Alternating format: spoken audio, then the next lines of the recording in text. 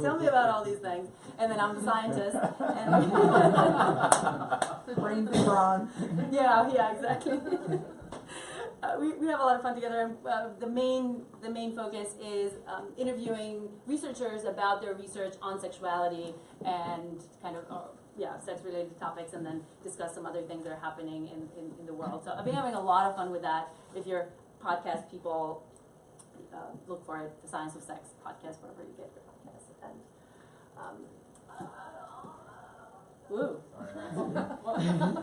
Just testing. okay.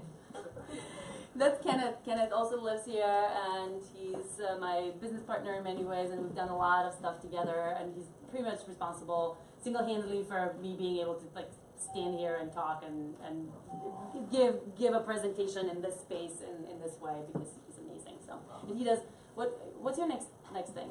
I'm doing he does a lot of hands-on kind of stuff.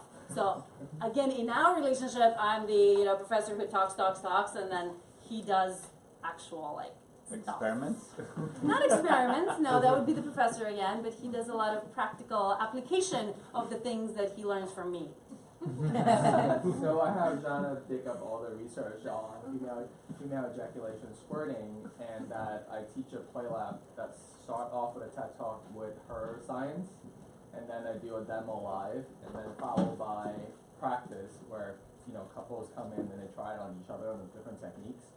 But this time on November 30th, it's going to be online only, so people sort of try it in their own bedroom, anywhere in the world. So you don't have to be here and take your clothes off in front of other people and do it. So you can do it in the privacy of your home. Hi, come on in. There's some seats over here. Yeah, so it's pretty fun. if squirting is something of interest to people.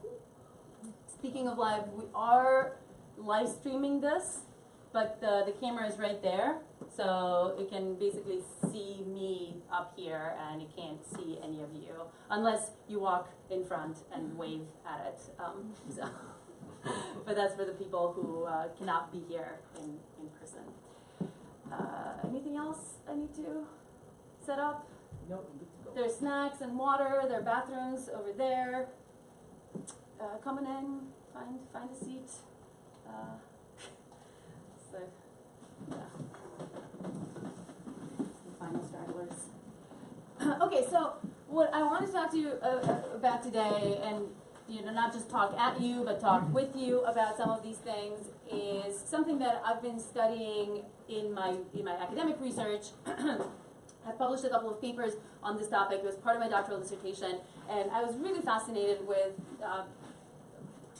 I initially thought that all I was going to do in my academic career was study bisexuality and the different flavors of that, and it ended up, not being just that, but studying casual sex as well, and non-monogamy and other things. But this was one of my lines of research because I was really interested in that bisexual spectrum and who falls into that and how that plays out and all the different variations of that.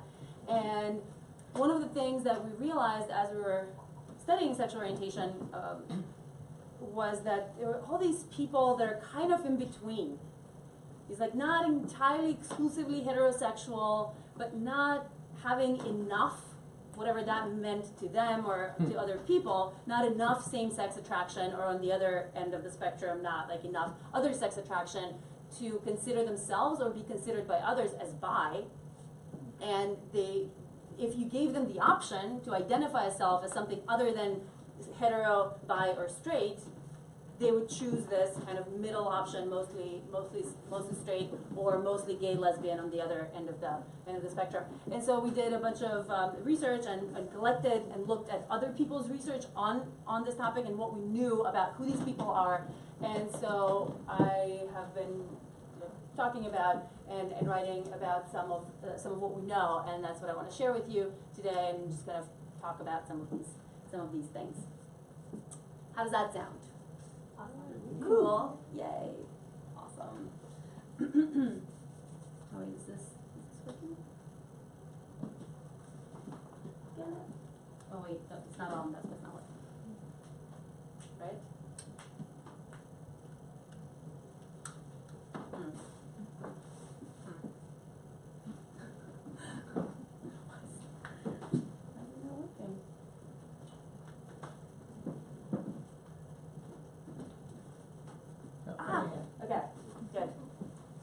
I have a TEDx talk on the casual sex stuff, if you're interested in that. And we'll probably do a talk or two on that in the future as well.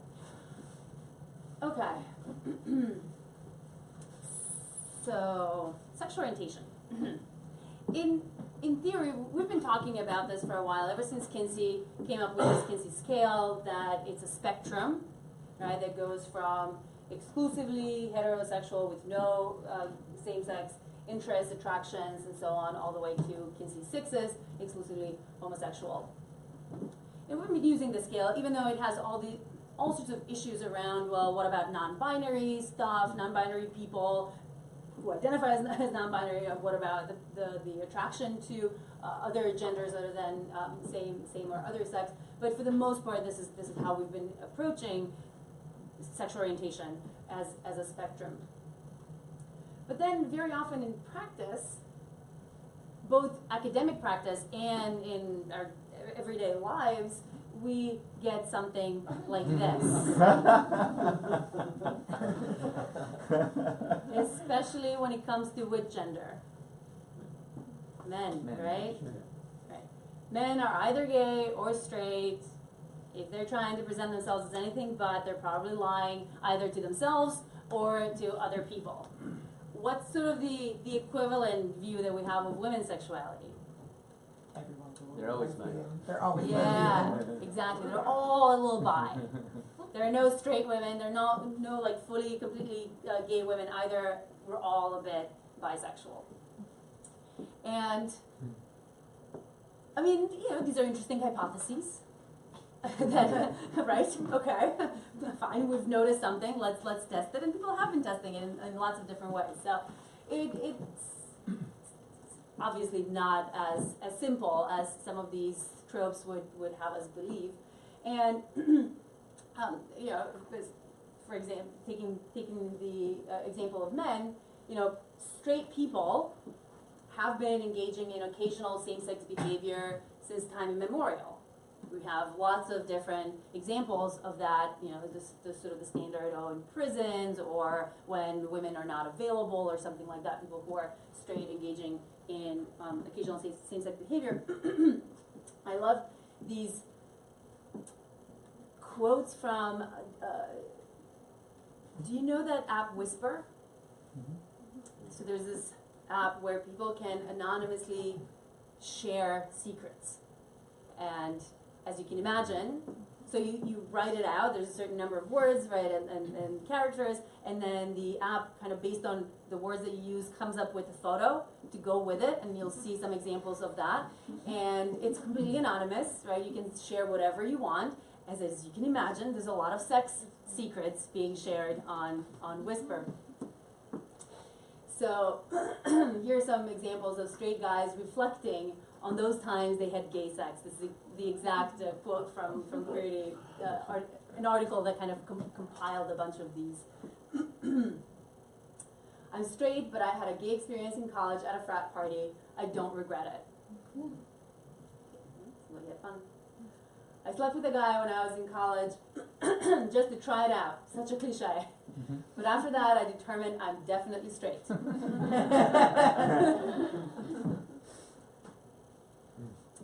I did a few gay for pay porn videos when I needed money in college.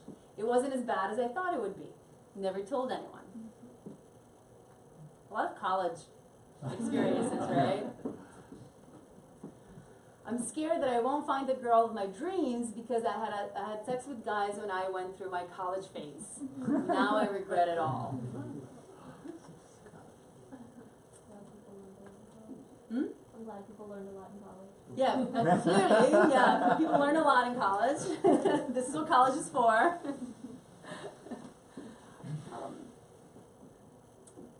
What are some thoughts that people are having around these? I didn't experiment enough when I went to college. It's never too late. It's never too late. Now I teach at a college, but it's totally Yeah, different. okay. Totally different. Something slightly totally different. I don't know. The other professors, maybe. Yeah, there you go. Yeah. there might be some shame and secrecy mixed in there. Right, yeah. Lots of shame. Yeah. Lots Very of shame sad. and secrecy, of course.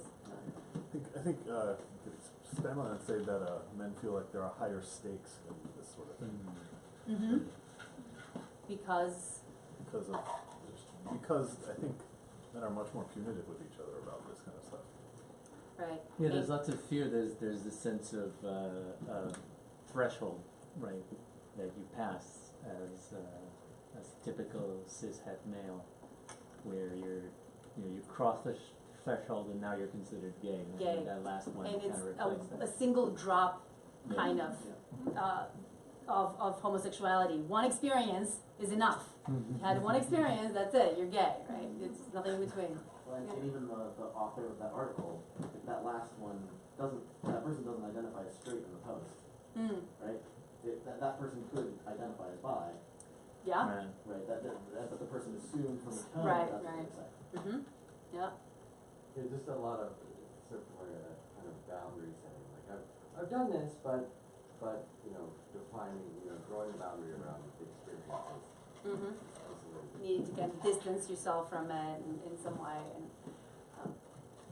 and I mean, not that there's anything wrong in how people conceptualize their experiences. Their experience is their experience, and people find ways to make sense of it and incorporate it into their personal stories, and some do it a little more successfully than other people. It'd be great if all these guys could have more of that the first experience, like I did that once, I don't regret it.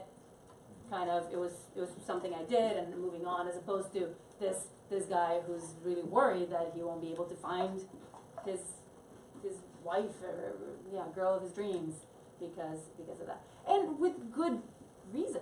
Well, I think the interesting thing about the first one is there's kind of this implication that was the only experience he had. And when he says, I don't regret it, and I was like, so then why don't you have more? It's kind of like, why is that not a thing? It's a good question. Yeah. But yeah, there is evidence to suggest that straight women who are interested in men, dating men, they are very not happy to date bisexual men. What do you think that is about? I've certainly seen that evidence. What do you think that's about? Yeah. I could say personally that it was a topic that was off the table in my marriage, because my ex-wife would say she can't compete. That was her reason she didn't want to hear about it. Can compete. Personally, there was a moment when I was a lot younger where I was like, oh, guys don't do that. So like there is, I think sometimes like socially there's this idea that women have like guys aren't bi, like it's a female exclusive thing.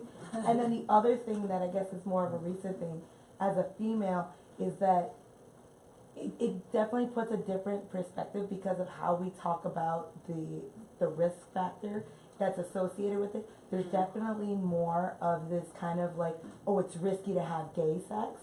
And so if your partner it might be in a hetero relationship, but if they're having sex with men, there's this added risk, even though it's technically there's a lot of risk anytime you have sex. So I think there's Some types of sex are riskier than others, depending on how you do it, how you go about it, for sure. But yeah, that is a concern that people have. Yeah.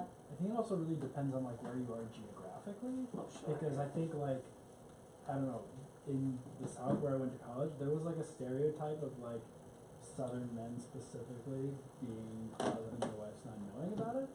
And yet in New York, like, I think a lot of women here like really celebrate bisexuality and like metrosexuality in men and find it like the fact that it must be grounded. You live in a little sex positive bubble, maybe. Yeah.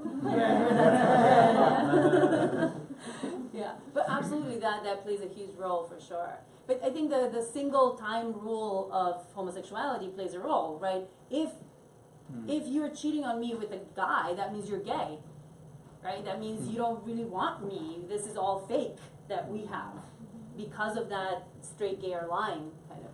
Yeah, I think a lot of that's also tied up with like monogamy and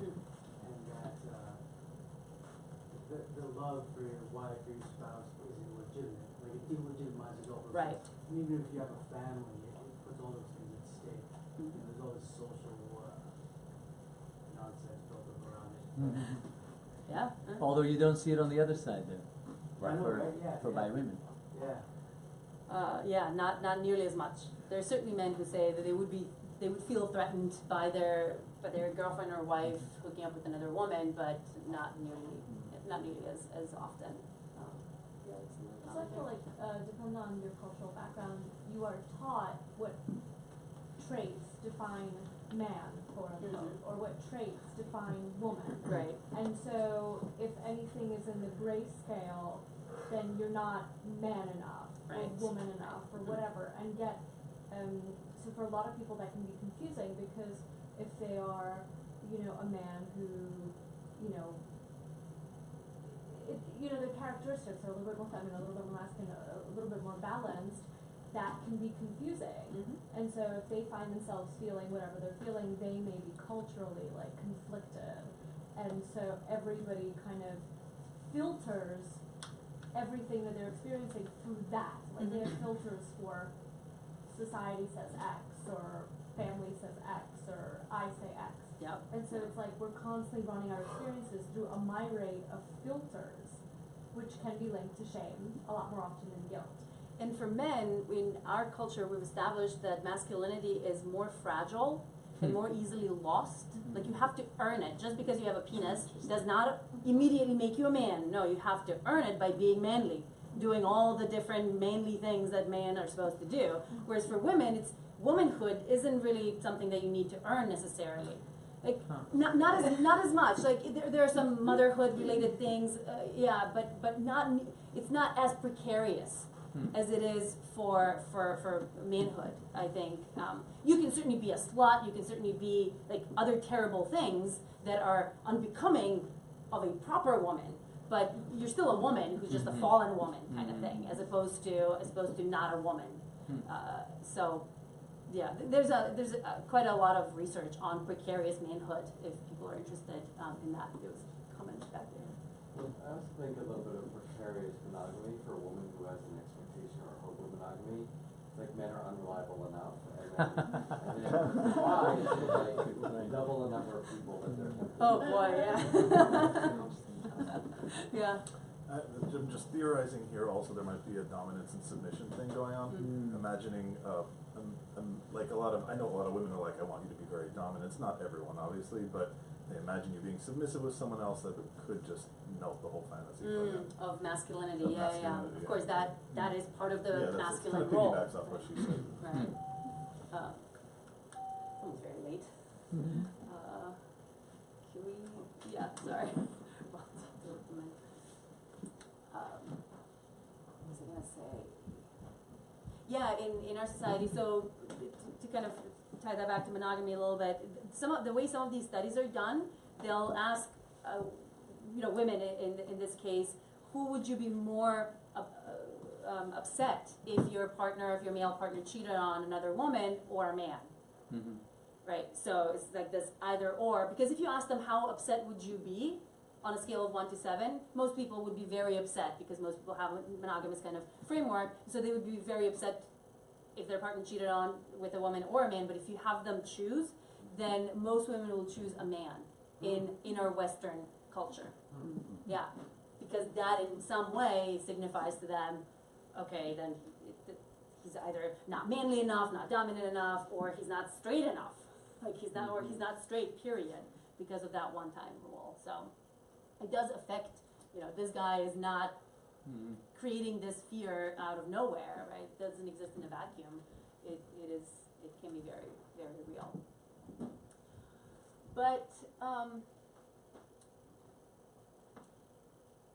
we've had that very dichotomous way of viewing sexual orientation, especially for men, and then this kind of very fluid, all women are bi view of women. But nowadays we have a lot more flexibility around some of our sexual orientation definitions and conceptualizations. So these are all taken from interviews with people talking about their sexual orientation, describing their sexual orientation. They're flexible, bicurious, straight, not narrow, mostly straight with a pinch of bi, straight with a little bit of weirdness from time to time. That's how one guy identified himself. To advisor when he was interviewing guys for a book on mostly straights on this kind of fluidity. And I don't know, are there any other terms that could apply? I heard like I'm 90% straight. 90% straight, yeah. Mm-hmm. Fluid, just fluid. Fluid, Fluid. yeah, Just fluid. that's the best one. Mm-hmm. Any other ones?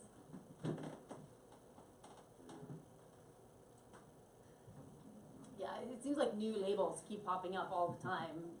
Too. Trisexual. Trisexual, yeah, like I'll try anything once kind of thing, right? Yeah, that's a good one because it kind of gets at some of this flexibility that we have that we'll get at. There's some seats. Those are in. And there are some surveys that are kind of maybe surprising, maybe not surprising to some people, but certainly that are very different from what we used to find in surveys. So this came out, it's not a published study in a scientific academic journal, it's a survey that YouGov did of UK people, and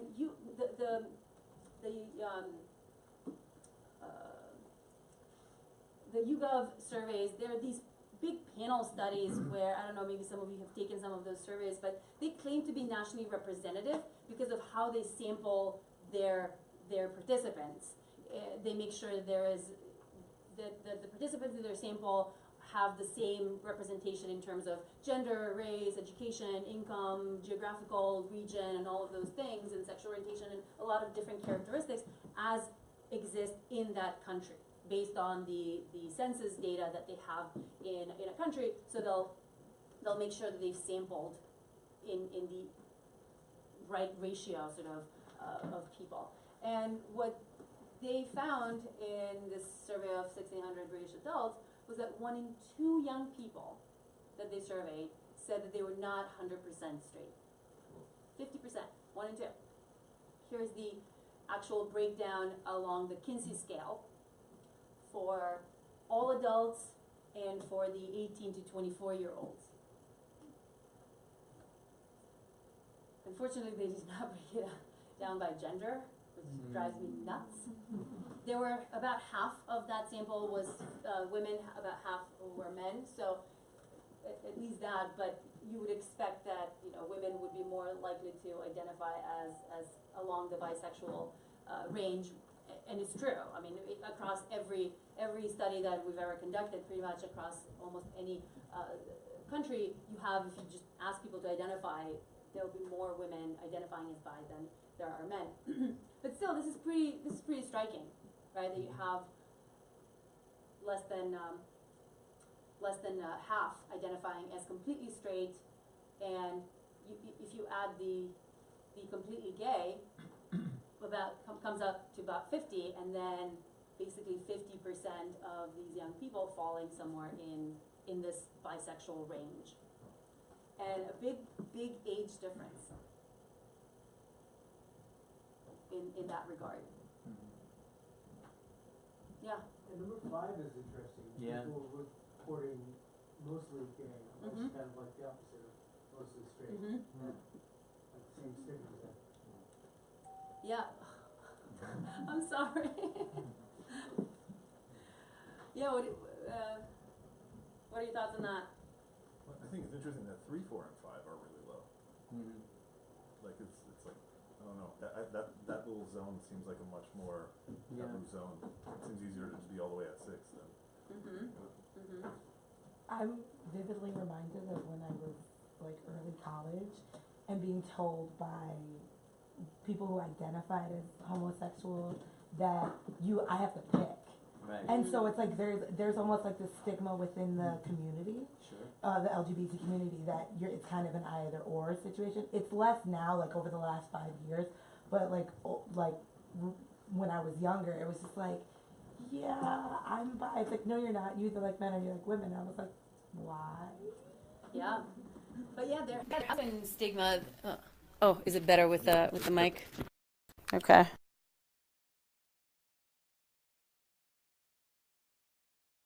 I think that's probably the show. Like, the graph is kind of showing the bi-erasure in the middle there, and the heterosexuals are kind of bi-curious, but the ones who switch over to the other side are The dark side.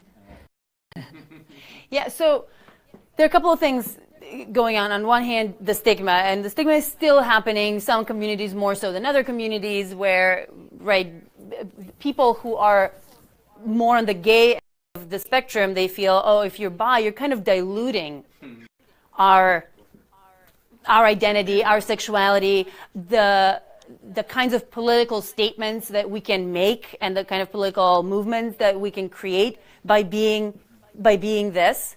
And I think the more just the extreme end, that end is accepted in a society, the less that becomes relevant.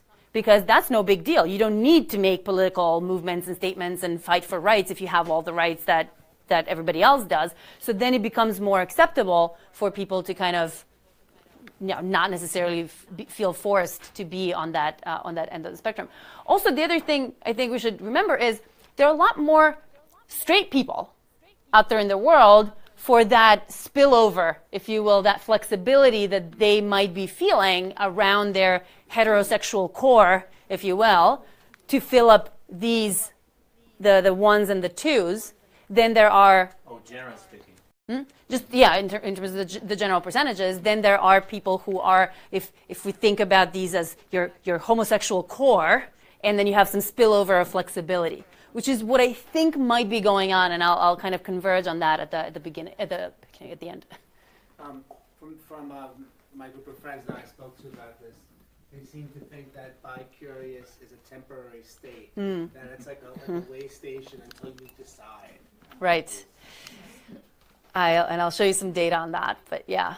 Mm-hmm. I feel like the people in first column ones, they're mostly the people from the previous slide who had a homosexual experience once, and they cannot just identify themselves as totally straight. Yeah, so a lot of these people, and these are the Kinsey ones, the mostly straights that we've been studying, especially since there's so many of them. It's kind of easier to study than the Kinsey fives. There's so few of them that you can't really. But yes, I'll talk about who are these people, right? Because it's fascinating. Who are these people? But I think absolutely some of those guys from the Whisper app are those exact people. Yeah, are those who, if you give them the option, they'll probably fit themselves somewhere there. There are a couple of seats here in the front if you want to sit and not stand the whole time. Yeah, and we have more chairs that we can add. If you want to add, Kenneth in the back.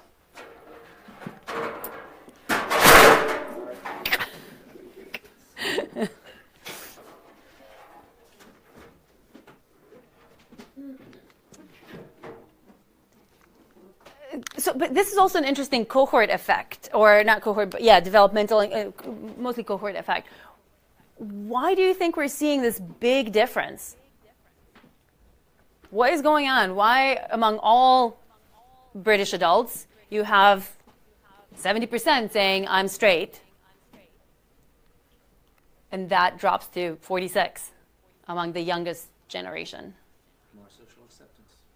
Greater social acceptance. I mean, those people were all born after the sexual revolution of the 1670s. Mm-hmm. It would be interesting to poll the same people when they aged. Yeah. Because I think at some point as you go through life, you become more conservative in what you're willing to share or not. And so everyone, even though we don't know what the Whisper asks, how old they were or when it happened or those things like that. But I wonder, even in general, how conservative are people? If you're asking them to self-identify, how reserved are they being? They're like, well, I might be a 3, but I'm going to say 2 because I don't want to be a 3 or something like that. You know, like there's a lot of that self, that self-doubt. Yeah. Well, maybe it's even, it's a time of like when people are exploring or figuring it out, and maybe they feel like when they reach a certain point, they're like, this is my decision, this is what I am, so I'm going to be a 0 or I'm going to be a 6 or kind of categorize themselves because they're like, by 63, I'm sure I know my Now I know, right. And you can see a little bit of that in some of those Whisper quotes, right? Like I tried it, I explored, and now I've determined kind of what I am, and I've found my spot. Yeah. I was just gonna say, at that age range, you're sexually really immature. Like you don't, you know, you don't know what you want necessarily yet. Like, you know. It's time for exploration to Yeah. figure it out. We're at college, isn't it, when it Yeah. goes down? Because they're in college, isn't it, when it happens? Right, yes, so many of them are in college, some are not in college, some are just college age, but it's the same age. Although college students do tend to have more like hookups and, yeah, a little more exploration during that time. Also, Karen, go. I think I'd be also interested to see a breakdown by kind of internet exposure years, like which years had more access to internet information. Because the way that they're yeah. defining things and thinking about things, depending on that age group, Yeah. might be different than grandma who's like, I don't even know what these are terms. Right, exactly.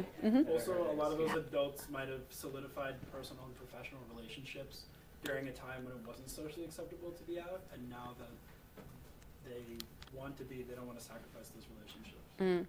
And keep in mind, most of those have not gone here, right? These numbers haven't changed that dramatically. It's these numbers that are really changing dramatically, right? It's these mostly straight, or this would be defined as bi-leaning straight kind of thing, that a lot more people are feeling comfortable, maybe exploring in that space, yeah. That age group, 18 to 24, I think a lot of them have come to age, have been coming to age during the after the legalization of same-sex marriage, and that's having that as an option, as a acceptable option, might factor in that. Sure, right. The more this end of the continuum becomes acceptable, the more, like, probably most of these people do have, if you will, that heterosexual core, primarily, predominantly. They're mostly attracted to other sex people, but there's some flexibility around that. And when it's okay to be gay, then it's okay to also explore that flexibility around that core. If it's not okay to be gay, then you're going to stick to your primary predominant attractions and not venture too far out. Only the people who don't really have a choice, because their attractions are so strong on the other end and pretty weak on this end, only they have to come out. Only they kind of have to. They don't have the luxury of kind of sticking to this end. And for most of these people, probably it's not that big of a deal in terms of it's not going to impact the quality of their lives that much if they just stuck to completely straight and didn't explore too much. It might add to the quality of their life to have these explorations and experimentations, but it's not going to be so detrimental as it would be for these guys who are completely gay to try to be completely straight, right? I wonder if because we live in societies a little puritanical, that we don't touch each other so much and everything. Oh, that's a great point, yeah. That I feel like, especially as a guy, like, you might have a very confused feeling between, like, a warm feeling towards somebody and being like, is this a sexual feeling, or do I just, like, it could be very confusing because you don't have that range in between. So. Yeah, that's a great point. Actually, on the podcast, what episode was it, 4 or 5, when we talked about threesomes, and especially threesomes with 2 guys and a woman. And there's this group in the UK, speaking of the UK, that has been doing qualitative, like, interview-based research with college students there. And many of them athletes, kind of these very masculine men, as you would imagine, like very alpha male, who are talking about these bromances and these friendships that are just starting to become okay. Apparently, they used to be okay a long time ago when we weren't as aware of homosexuality. And then we became aware that some of these things might be sexual, and then we freaked out collectively. And then any kind of hugging or kissing or, like, I don't know, sleeping in the same bed or those kinds of intimate but non-sexual things became a big no-no for men in particular. And so now you have this complete separation of those two things, and in order to not appear gay, to not give off any kind of an indication that you might be gay. So apparently it's coming back, at least in the UK. To some, I mean, again, we don't have necessarily good representative data on that, although this might be, to some extent, saying that, okay, things might be going in that direction. These are just qualitative interviews with, say, like 30 guys at one university. But I think things may be going back in that in that direction as being gay becomes sort of more and more okay for everybody, and you no longer need to be like, I'm not gay, so therefore I will not touch a man. Yeah, right, kind of thing. But yeah, that's a good point.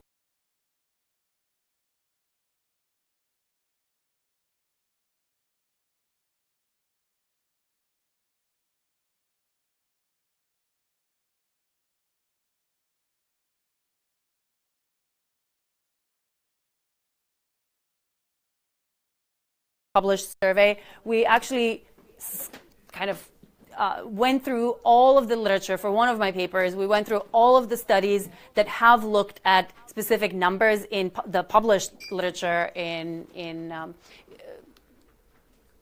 academic papers, and that included several different countries and a lot of different types of studies. And this is kind of what we found. So we had 26 different samples from 6 different countries across a number of studies.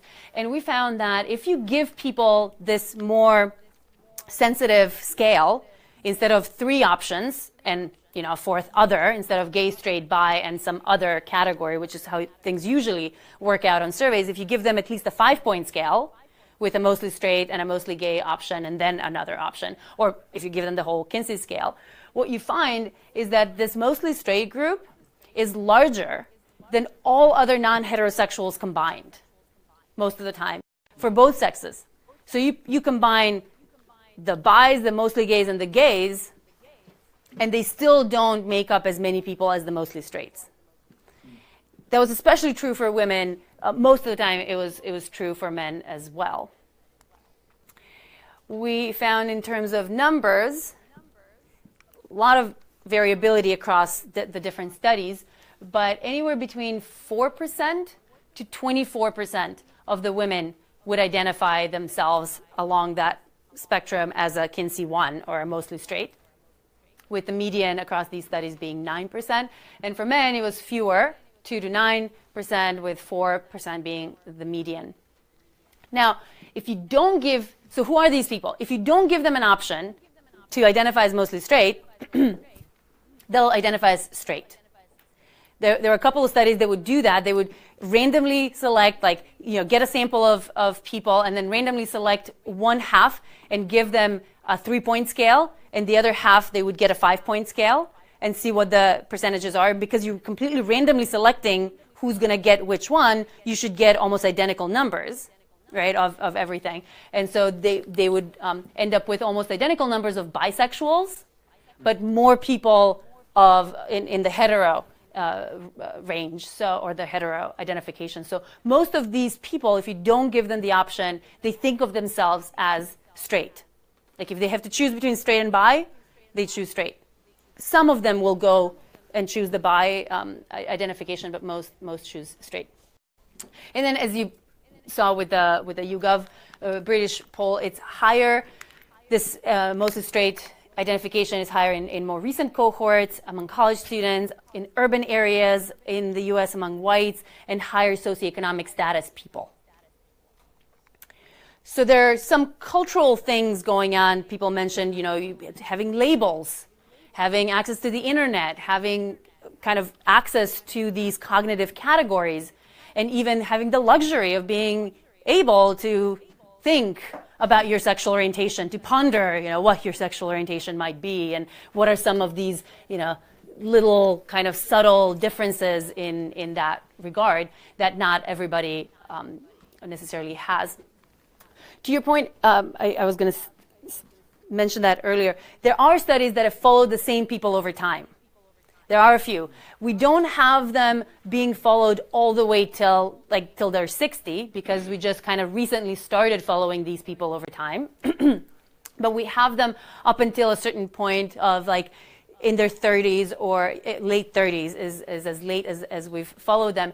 And these developmental patterns seems to follow the pattern of initially when teens first start being asked about sexual orientation, most of them will say straight. There's a big number of them that will say, I don't know, I'm not sure, because they're still thinking about it. They're actually not sure. And then as they get older, as they get to older teen and older teen years, the not sure will drop, to some 1 or 2% of people continuing to identify as not sure. And then the hetero will also drop to some extent. And then you have people more likely to identify as these other non-heterosexual categories, including the mostly straight. And so, but the mostly straight will kind of increase up to a certain point, maybe up to the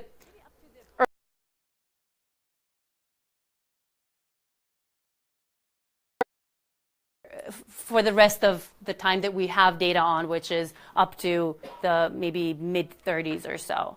So it seems like people kind of get to that developmental age of exploring, experimenting, trying things out, defining, deciding, okay, this is kind of where I am, this is where I stand, and kind of sticking with that identification for much of their lives. Now, of course, some people will change again, but yeah, there seems to be a particularly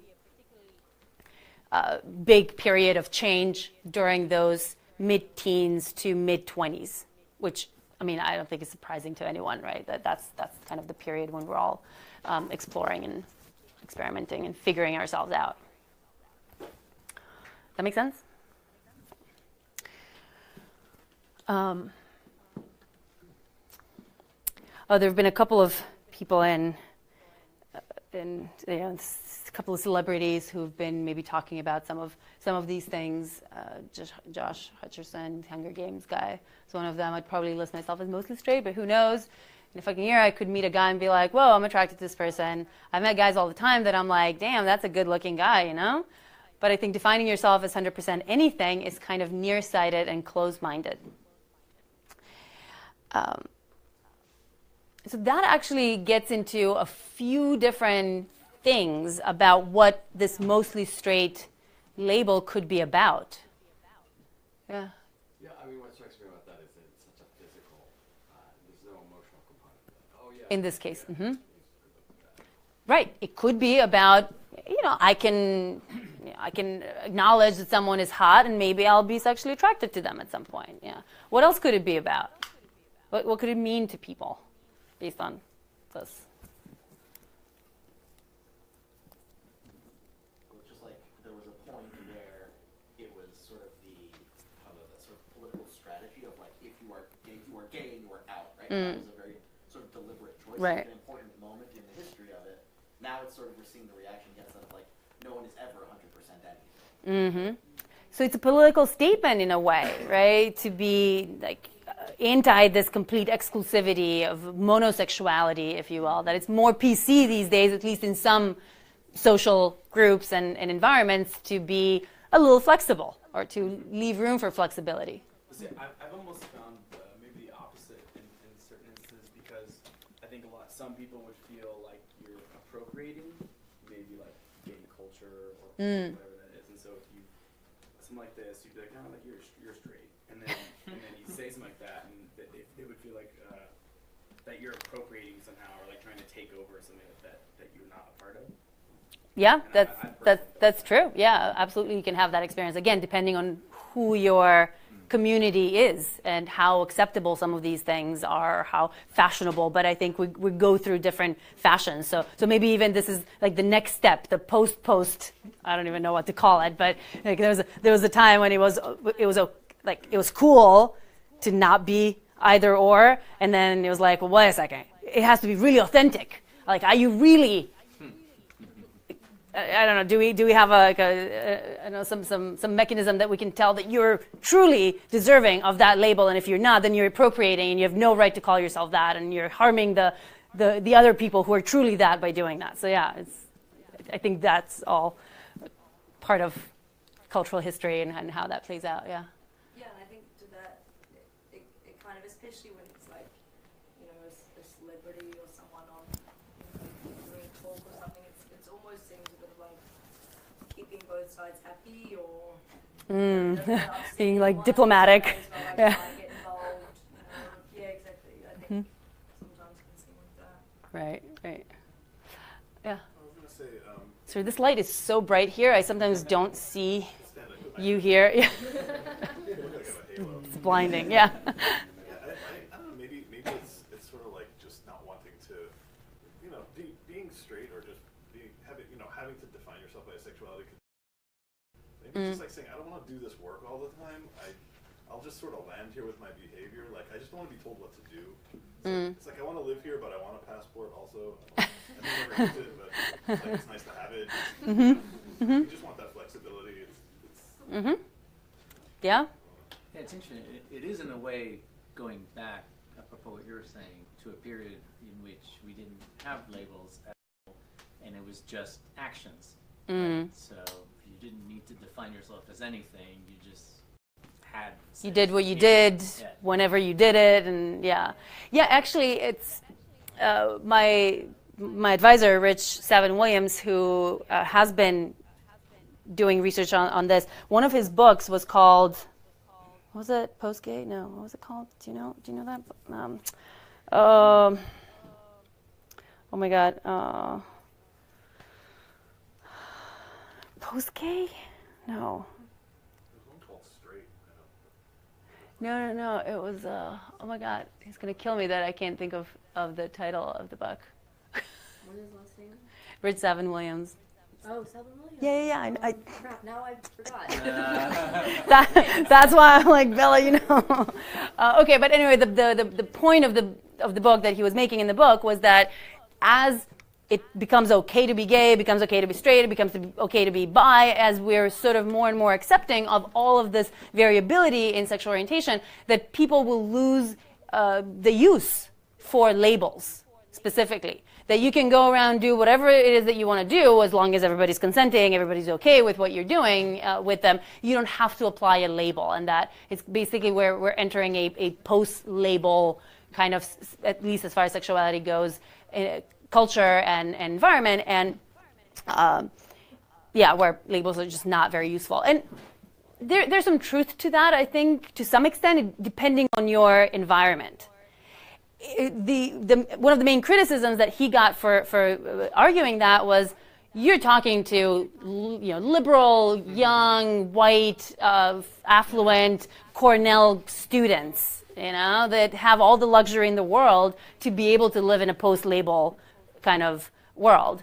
But that's not the reality for a lot of other kids and a lot of other people living in many other parts, not just of the world, but in the U.S. as well. Yeah. A lot of millennials I've spoken to said that because they don't want to be identified, labeled, they're going under the umbrella terms like pansexual or queer. Right. And for me, queer was a slur growing up. Right. It was a bad word. So. But it got appropriated and kind of, so is slut. Yeah. I think we're still fighting the slut war, whereas queer, I think it's been won. Right? Is that your sense too? Like, queer is no longer a bad word for pretty much any. I mean, I'm sure there's a minority of people that still experience it as a slur, but for the most part, I think we've won. Whereas slut is still, there's some people who are like, yes, we need to reclaim this word and use it as a proud whatever, and then other people are just like, no, that really hurts. Let's not use that. Let's come up with something that's better or less. Negative value laden. So, but yeah, that's a whole other discussion about slut. Yeah. I'll say one last thing. I think in the book Straight, which I actually didn't read, I don't know if anybody here did. Please speak up if I'm wrong. But there's 5 books with the word gay in it. Yeah, I know. That's true. There was something about, they said it was a little like what we're talking about with the post-labeling, where they said the distinction wasn't gay or straight. It was if you're having sex for procreation or not. Oh. And that was it. Okay. You kind of just do what so evangelical Christian versus everyone else? Obviously, there's probably a lot of ways in history that it's not taking into account, but it was like have sex with another, it could be the same sex, or it could be old and it's kind of the same. You're not having sex for procreation. As long as it's like recreational versus procreational kind of thing. Recreational. Yeah, I think that's a good distinction for making a different point, like what you're using sex for and how that is important. True in many points in history, right? Many cultures. But on the other hand, just one thing I'm curious if anybody has this experience. So considering labels are self-created and now there's a little bit of an evolution, so I prefer the term partner versus boyfriend because I'm just like, that doesn't encompass any shape and form. It's a made-up word. Partner makes all sense. words are, but yes. This is just fine, but it's been interesting because when partner to people, they go through 50,000 different spaces of like female, male, like they have this whole Business inward partner. inquiry of like, who cares? Yeah. Like it's just like, it's to me, it's just like a sexy term versus like boyfriend. I'm just like, I don't know.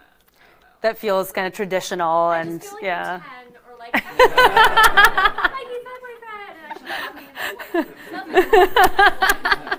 But it just to me, and I watch people and they're just like, well, I'm like, his name is Philip. They're like, and then they sigh like, okay. why should that be relieving? Well, now they can classify. But they can put me in a box. Yeah, and that's exactly. fine. Exactly. And I let them have their process. But I'm just curious because I've noticed that, like, visceral, people have like a visceral reaction to that experience. And I, at this point, I find it funny.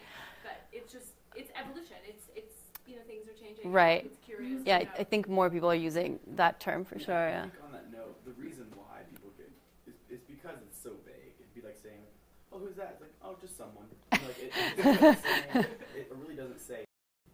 It says too much that almost says nothing. That makes sense. Like it says so much that could be all. It could be a business partner. Like, It could be depends. a startup. It could be like your founding partner or like.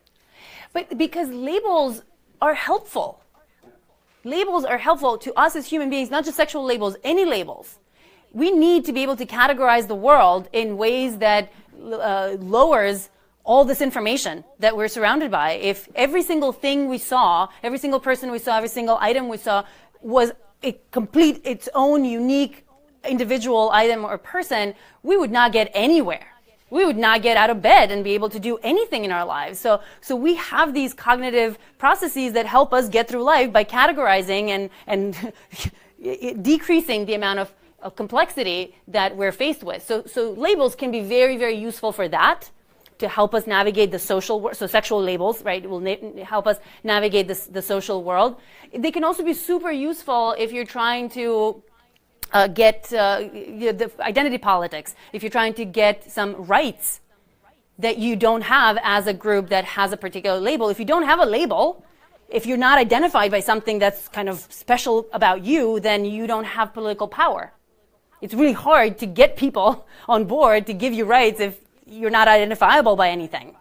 So they can be super, super useful. And then I think at some point they lose their usefulness because they start to box people into. So they have their pros and cons. And I think at different points in development of societies and also in individuals' developmental processes, sometimes you have a point where that label is really good. It helps you find community. It helps you find people who are like you. And then at some point they might stop being useful because you don't feel like you fit in the whatever norms are assigned to that particular label. So I have this very kind of, I don't know, a-value approach to labels. If they're useful to you, great, use them. If they're not useful to you, don't use them. And explain that to other people and be merry on your way and kind of thing. Yeah, don't diss other people who need the labels or vice versa. I think there are definitely pros and cons to both. My 14-year-old daughter makes fun of her straight grandmother. Every time she talks about a female friend, she says, "my girlfriend." Uh-huh, yeah. So it's really a generational thing. Sure. Mm-hmm. Yeah. I also feel like the labels sometimes come in with like signaling, right? That if you're able to say, well, this is what I am, then you're signaling to everyone what you're looking for. Right. Yeah. And It's easier to find what you're looking for. Categories and identities that have associated stereotypes, which are sometimes negative, but sometimes people use them. They'll weaponize them, right? To be like, I'm going to let everyone know that this is how I identify by the way that I act. Right. And I've had friends who've told me this experience, right? Of like, oh, I need to make sure everyone knows that I am a lesbian at this party, so I'm going to wear certain clothes. And I don't think that exists for mostly straights. There is a conception of what. Right, What exactly. is the signaling of that, right? Yeah. I think kind of in a similar way for like in the range of the mostly straight and like more than mostly straight. When you're telling people that, I find it useful as labels, so for who they're going to refer to you. Like the ratio of people they're going to refer to you, I feel like they get overexcited and like are going to bring a really high female ratio of references to you, unless you kind of like downplay it a little, because they're going to just keep referring all these ladies to you. I think that also depends on your community and the friends that you hang out with. I might say more about your community and your friends, but yes, yeah. In those kinds of communities, yeah, people make those kinds of assumptions for sure. Yeah. In other parts of the country, about what you're trying to say, and won't refer anyone to you except maybe a mental health professional. Yeah, it's true. Okay. Someone mentioned pansexual, and kind of that's part of the reason I have that. It was big news, I think, when Miley Cyrus, and I know nothing about pop culture, but even I heard about this when she said, "I'm very open about it. I'm pansexual, but not in a relationship. I'm 22." I love this last quote. "I'm 22. I'm going on dates, but I change my style every 2 weeks, let alone who I'm with." Because obviously, who you're with is a lot more changeable than your style, right? Like,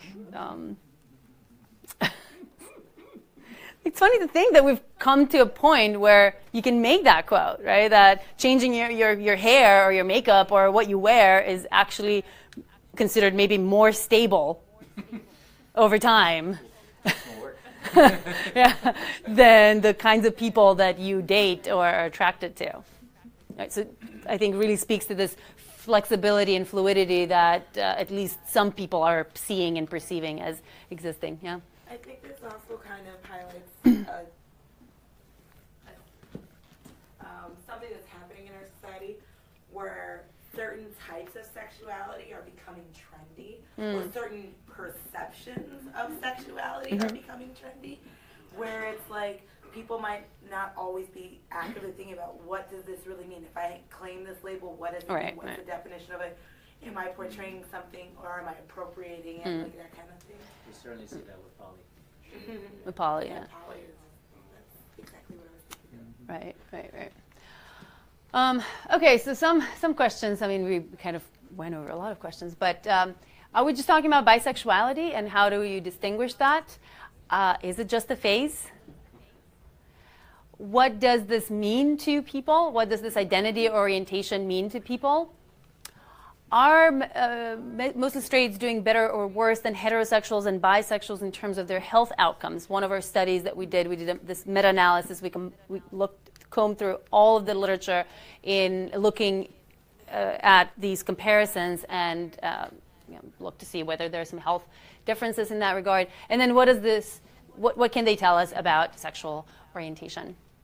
And we've touched upon a lot of these things. But is this just bisexuality? So I think there's been a couple of different things that have been going on. We just talked a little bit about that. But on one hand, I think a lot of people have been on one hand, we have all these new labels, pansexual, this and that, and other people have been like, no, let's not do that. Let's keep everyone under the bisexual umbrella, because by doing this, by having these like splinter groups, you are diluting whatever political power we have, whatever social visibility power we have, and you're taking away from our numbers. Whereas in one way, at least you can certainly take everyone under that umbrella, especially if you broaden the umbrella and what that means. So if you define bisexuality not just as attraction to same and the other gender, but some people have, exactly, other genders, or to the same and any other gender, right? That's the modern sort of definition. Right, redefinition of bisexuality, and that way we keep a word that everybody understands. We keep a sort of a concept that everybody understands, and can have this unified kind of front of non-monosexuality, of non-exclusive sexuality that is in some ways very different from this exclusive way, whether it's exclusively straight or exclusively gay. Exclusive sexuality seems to have a different quality in some ways than non-exclusive sexuality, regardless of the amount of that non-exclusivity, right? But then maybe these different amounts of non-exclusivity, or same-sex versus other sex and any other gender sexuality, is not the same as having more substantial for example, amount of same-sex sexuality or something. Very often when we talk about this, the Kinsey scale, people will be like, well, only the 3s are real bi, right? Like you have to have half-half attraction or super strong attraction to both men and women, and maybe if you're defining it more broadly, in any other genders in order to qualify as bi. And other people are a little more flexible around that. And so is it a spectrum? And it seems like it is. And we've used a lot of different ways to measure this Kinsey spectrum or scale. And it seems like based on all of these measures, you see kind of a representation. It's not a bell curve, certainly not a bell curve.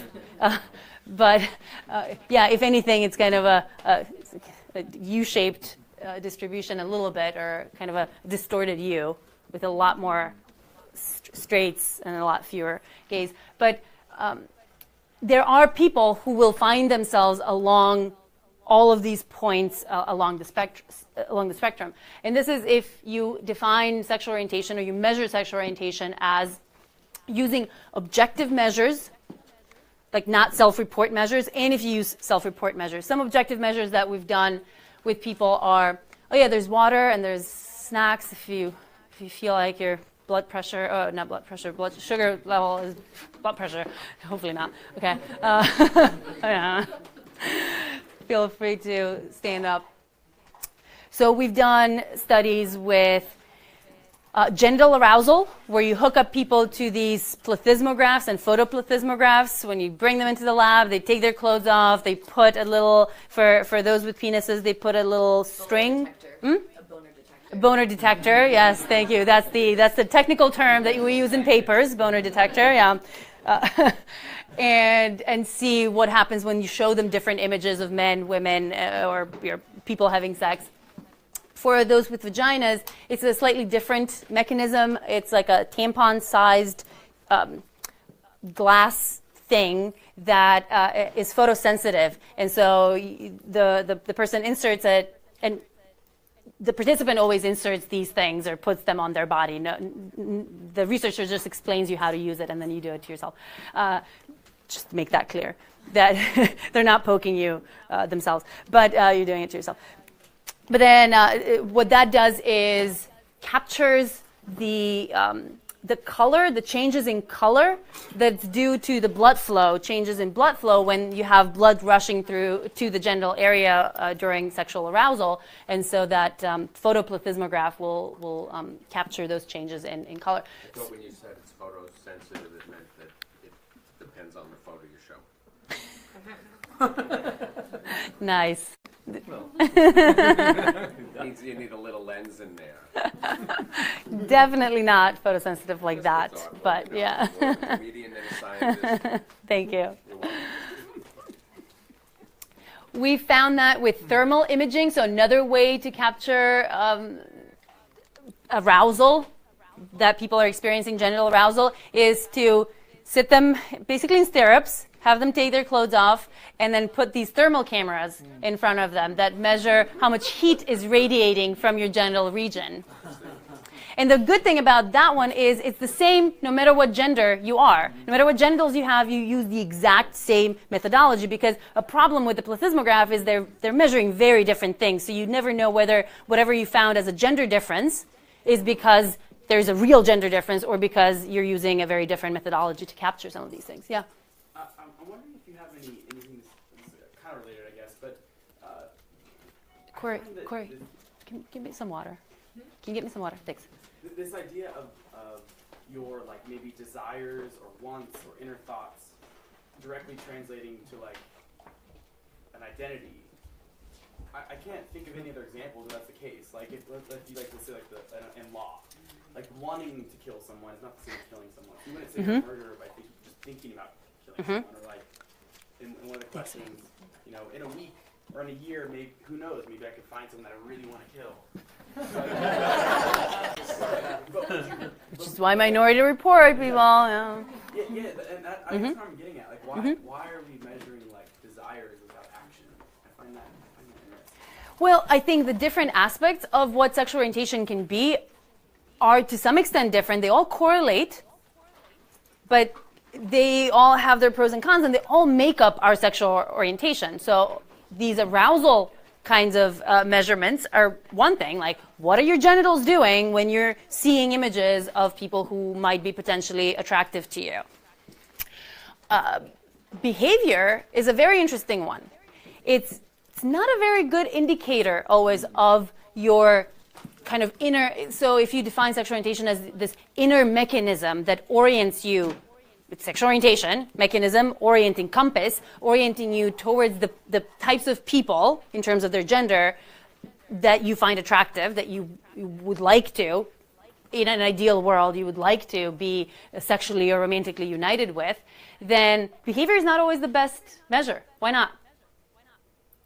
Because there's probably way more heterosexual people, people define themselves as heterosexual who haven't done that.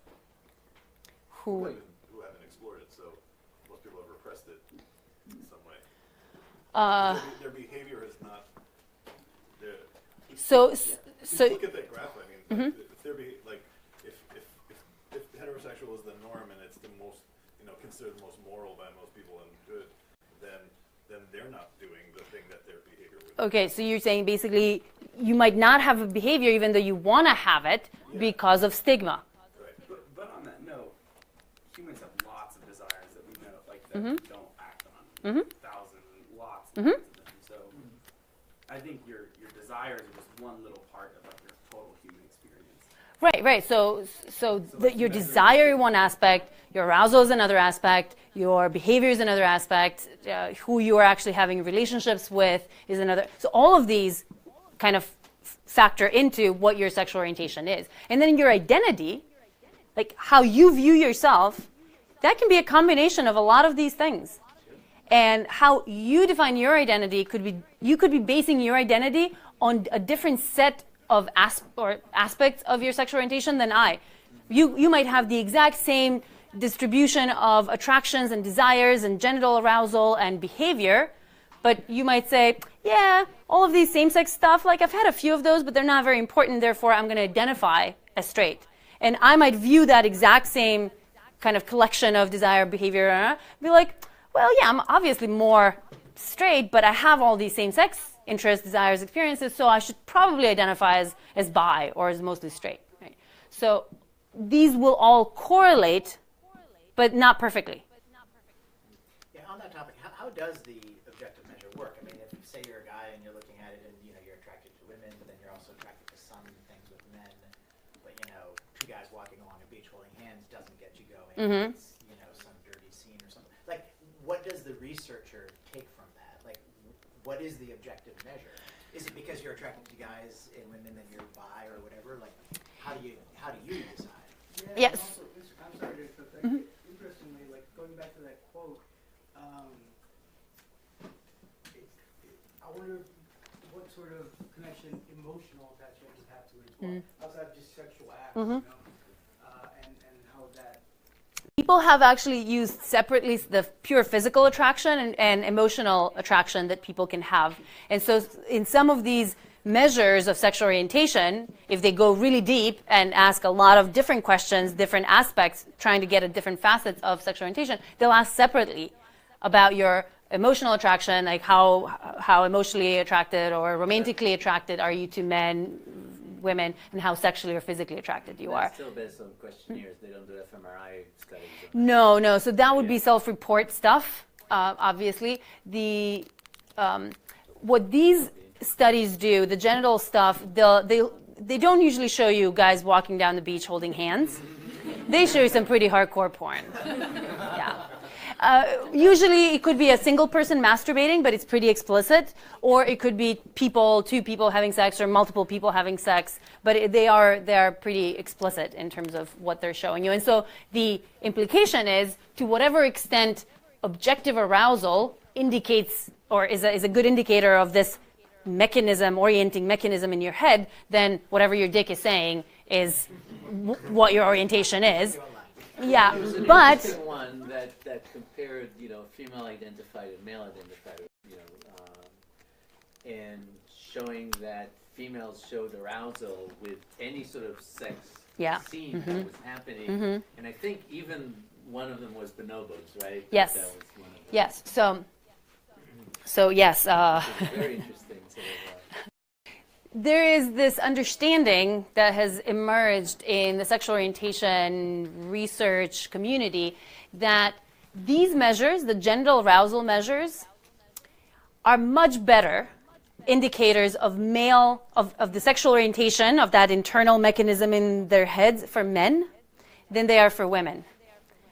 So if your dick is getting hard to something that you're seeing, then you're probably attracted to that thing. You're probably, to some extent at least, oriented towards that quality.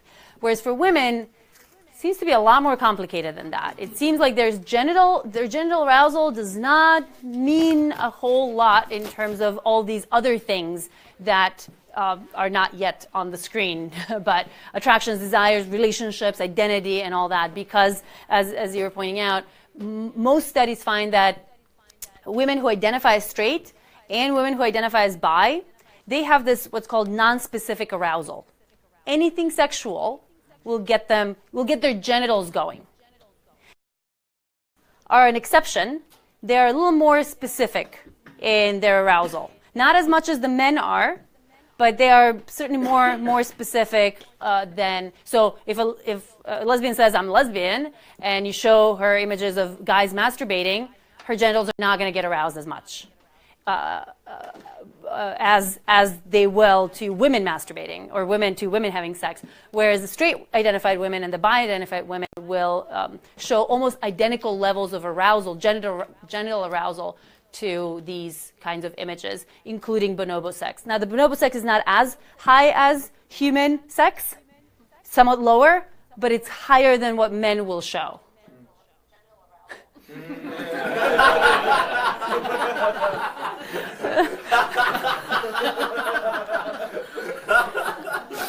Good to know how you sound. Sorry. That's okay, Jerry. It's okay. Sorry, I'm just a troublemaker.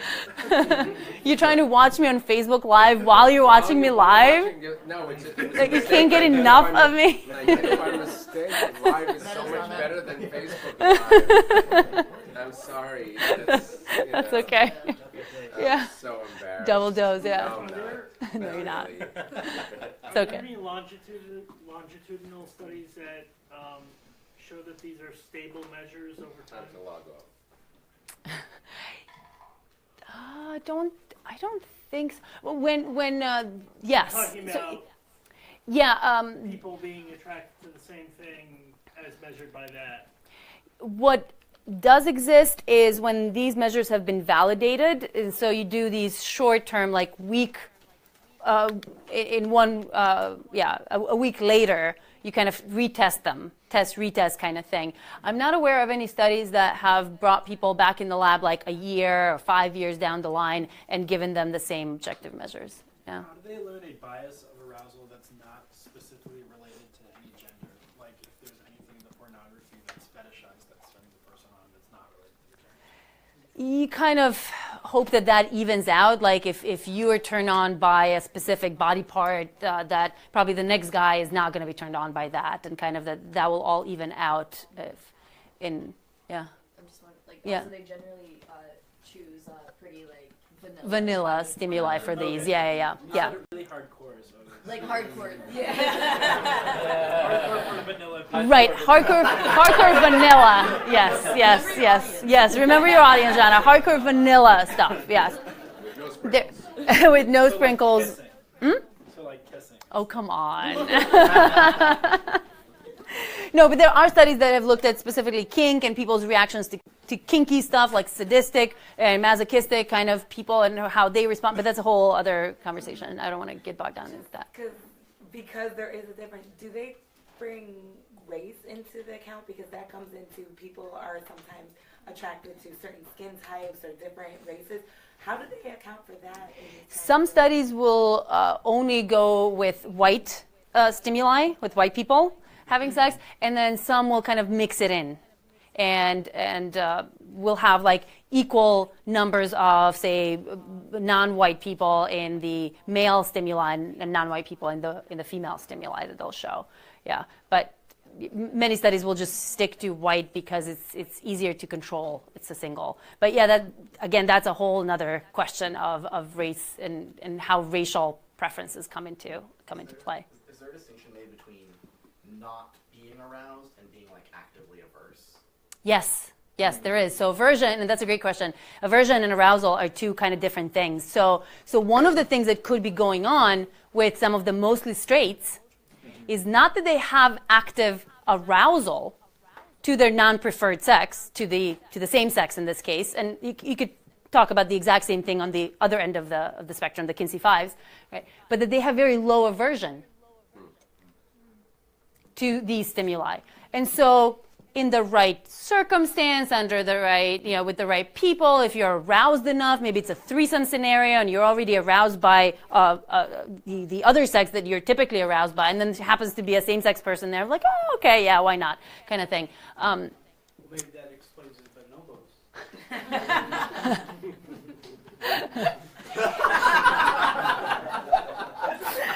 The bonobos, that... They haven't been tested this way.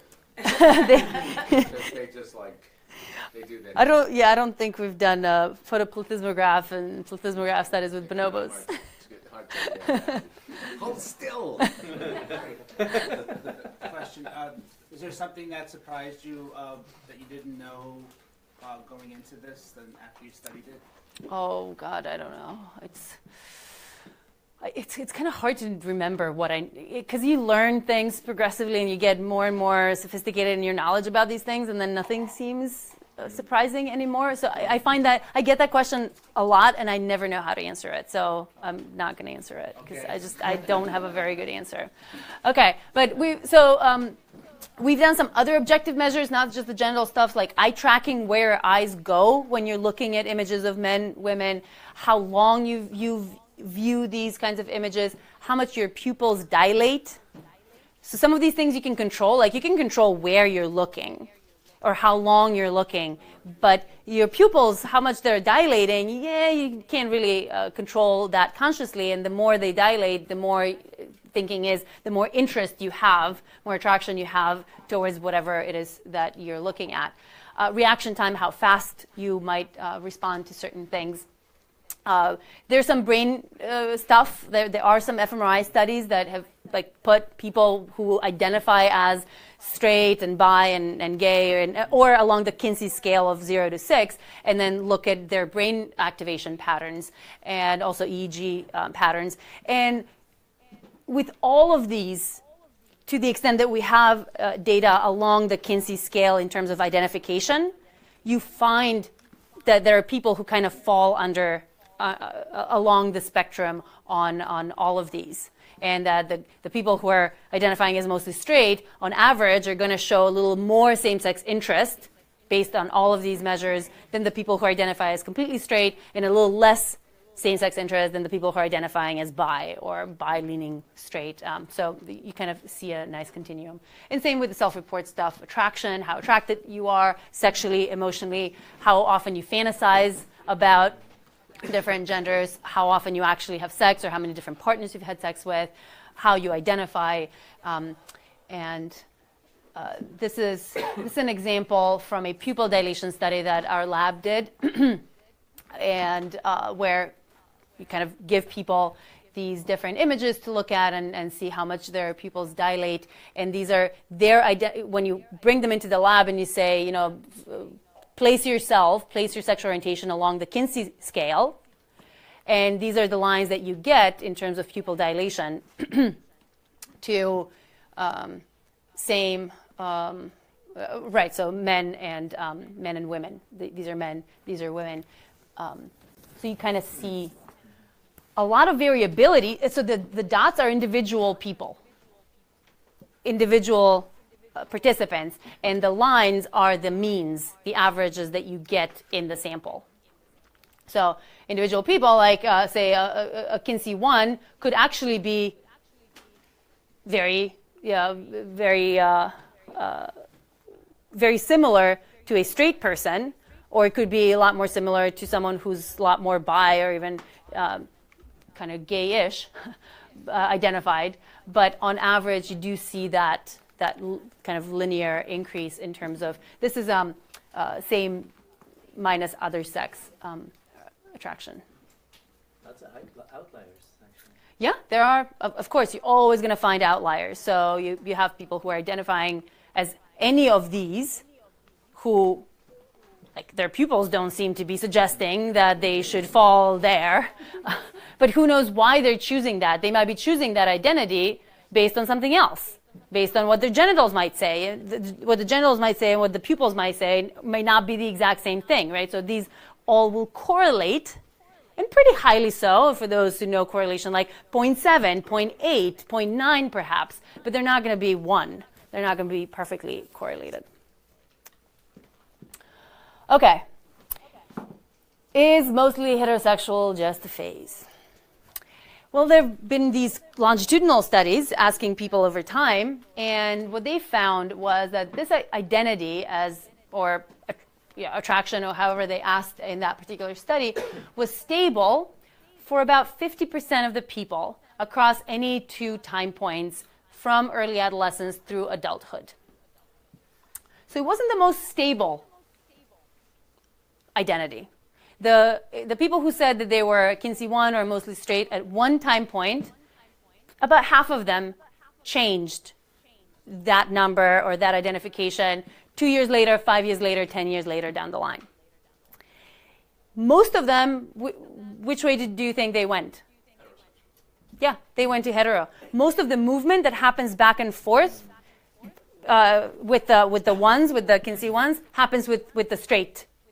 Exclusively straight, not so much with the bi direction. Some, obviously, but most of it is between the hetero and the non-hetero, and the mostly hetero.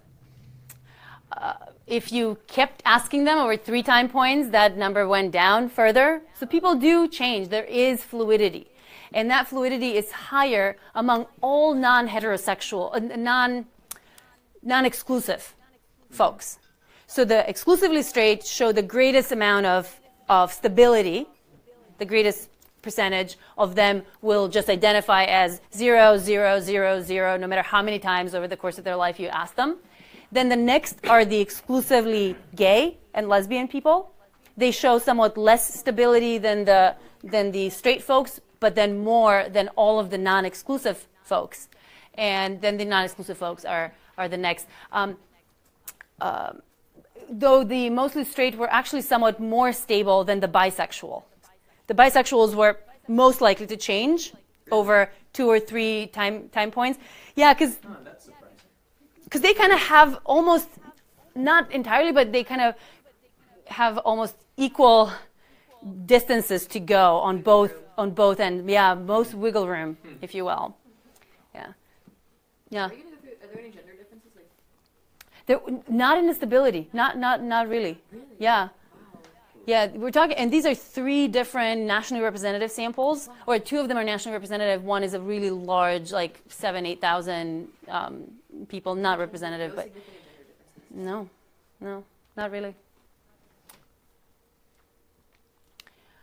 That we already said. Most of the transitions happen. Okay, so what does it mean? You're mostly straight. And we kind of touched upon some of these things with some of those quotes and all that. But here's some, like, all the different kinds of things that people have shared usually in qualitative interviews, or when you ask them an open-ended question, like, what does this mean to you? Actually, slightly attracted to the same sex, like real. If you want to, you have the magic stick that says, okay, this is real. You have the right to identify yourself as that. Like, maybe that would be the one. Especially because we do tend to think of attraction as being one of the key indicators of that orienting mechanism in the head, at least as far as self-report goes, because it's kind of the purest. It doesn't depend on other things. Interest in women versus men having somewhat different quality. So, like, you might like men. Like for different things, like sexual attraction versus emotional attraction or something like that. So you might kind of have this different quality of the experience that ties you or orients you toward men and women. Just trying to be politically correct, like the Josh Hutcherson quote was kind of maybe pointing to something like that. That it's more about friendly or romantic love, maybe what you were saying, like this intimacy and these bromances that people are having, guys and women have kind of had that luxury much more than men have had, to have these kind of almost platonic but maybe tiny little bit sexual friendships, but it's mostly about friendship. Aesthetic appreciation. Maybe for some people who are choosing this, they're choosing it because they're like, well, I can tell that someone's hot, even if I'm not attracted to them. And you can argue whether that's like real non-exclusivity or just you're not blind. Kind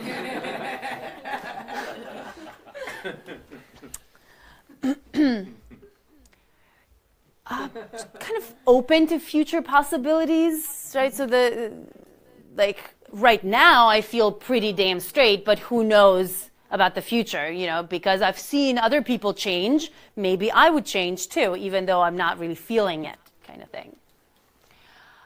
It's the person, not the gender, so to some extent it could be about that, right? That the gender itself doesn't really matter, even if you do have more of a tendency to end up with one gender, that the gender itself is less, the genitals or something that is very, very kind of gendered trait is less important. In the heat of the moment, that's where maybe the aversion or low aversion comes into play. When you're people tend to do all sorts of things when they're highly aroused that they wouldn't do them when they're not aroused. And I encourage you to go and try that in your own sexual lives. You can. There's a lot of research that has been done, not with sexual stuff. You can't quite do that, but when people are. Not like with doing sexual stuff, but people, in experiments, you get half of the people, you get them sexually aroused because you show them some porn or whatever, and the other half you show them some neutral nature videos, and then you ask them to put their hand in a bowl of used condoms. And even though they're not actually used condoms, they're just open condoms, nobody's used them, but you tell people that people have used these condoms, would you put your hand in it? And the people who are sexually aroused are much more likely to do that than the people who are not sexually aroused. It's true. I know, that's one of my favorites. Disgust goes down. When you're highly aroused, disgust and aversion go down. So you're much more likely to do things that you would not do when you're not in that aroused state. Yeah, fun stuff to test. Maybe to get your partner to do things that they may not be open to otherwise, it could be a strategy. But don't abuse it, please. But you might want to suggest something when they're aroused as opposed to when they're washing the dishes and really not thinking about sex. No, not the bowl of used condoms. Unless it's your thing. Unless it's your thing. Could be. I'm sure it is a fetish for some people. There's a fetish for everything. This is an interesting one.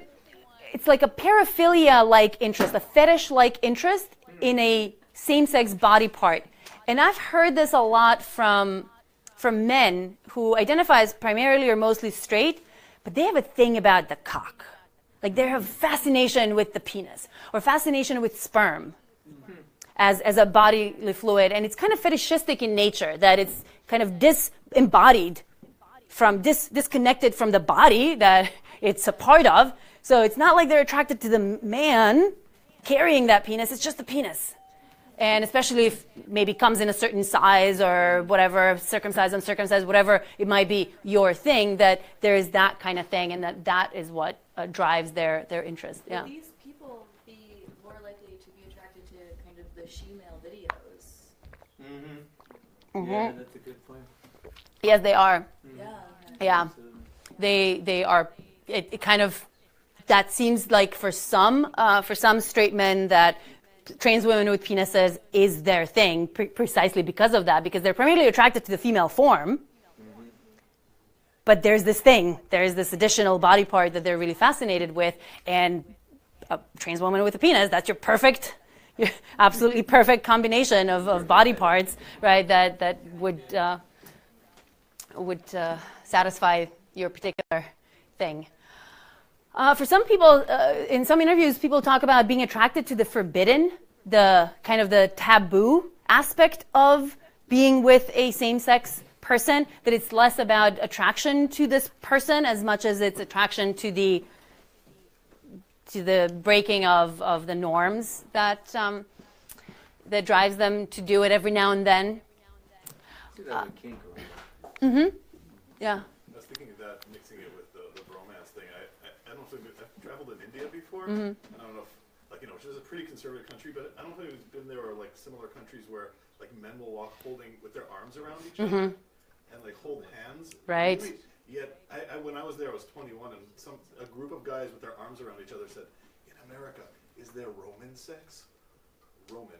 Meaning, Gay sex, yeah. And then I said, "Yeah, we have all sorts of stuff." I mean, it's like, compared to what you guys do, and they started giggling and laughing in a way that we would consider so typically gay, but then they were like that's crazy, and they had their arms around each other. Yeah. It was such an unusual combination of behaviors. It's actually very typical. It's what Eve Sedgwick calls the homosocial behavior. Right, homosocial, exactly. That's the thing that we've kind of excised from our culture by turning every kind of contact between men as gay or interpreting as potentially gay, and so yeah. In the Middle East, we have like a really similar thing in Lebanon. They have a huge issue of like young Muslim men being caught with each other because they're really socialized to not be around women, and they come into their sexual prime and they want to sexually experiment, so they start sexually experimenting with each other. Right. They don't consider it homosexual behavior. Yeah, and a lot of cultures kind of have that. Maybe if the genders are separated, then it's kind of okay if boys are doing it together when they're young, as they're this learning experience, experimenting, as long as they grow out of that and end up marrying women later on, that's kind of okay, tolerated to some extent. Yeah, so you have that. This is an interesting one that I recently read in one of the papers that had interviewed people who are identifying as straight or mostly straight, but having sex with men from time to time, that for some of them it was about letting go of expectations about masculinity. Right, we mentioned that a little bit, that we have these very strict, you have to be dominant, you have to be an alpha, you have to be the initiator, you have to be all of those things. Well, you don't have to be that with another man. You can let the other guy do all that, and you can kind of explore your more feminine, more submissive, more whatever, however you conceptualize that in your head, side of yourself by having this experience with another man. Desiring the act, but not necessarily the bodies. Some people talk about that, like wanting the penetration, but not really wanting the male body necessarily, or use that in other gender combinations, keeping it as only a fantasy. So there's a lot of different things, I think, that can go into what this means to people and how it plays out and how it kind of makes its way into people's identities. Yeah. That last one is, I'm curious. So you're saying desiring the act but not the bodies. Would that be with like a heteronormal partner, but like the woman uses a strap on and like things like that? That would call sexuality into question? This came from an interview with another guy who identified as straight or mostly straight, but was sometimes having sex with guys. And in his words, this was kind of, he wanted the penetration, but he didn't really see that happening with a woman. Because in his world, women don't wear strap-ons. Apparently. I mean, I don't know. In my world, a lot of women wear strap-ons. But so that was for him, that was a way to get some of that receptive anal sex experience, even though he wasn't that crazy about the fact that it was a guy giving him that particular experience.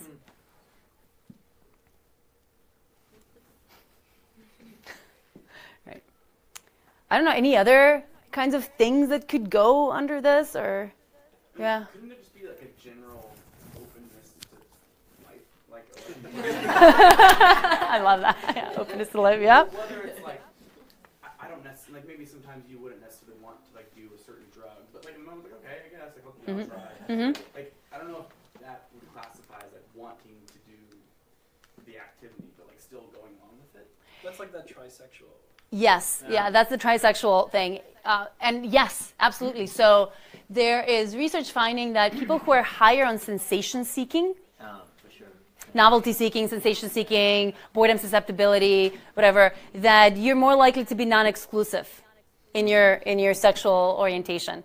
So there's an element of just like, openness to experiencing new things, trying new things, even if it's not necessarily your thing, but you want to try it. So absolutely, yeah.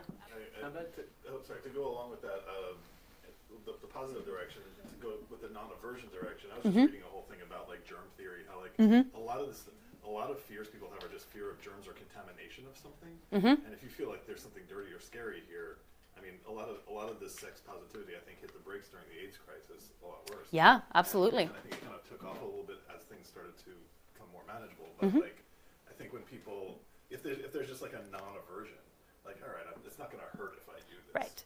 So low disgust sensitivity, low aversion, high sensation seeking, absolutely those are some of the things that are probably giving people that flexibility. Some people more so than other people. What about group only? Have you seen that? Group only as like bi in group only setting, Bi or and only- yeah. only in a group setting. Right, only if it's a threesome or if there are other people of the my preferred gender kind of thing. Yeah, absolutely. Yeah. Let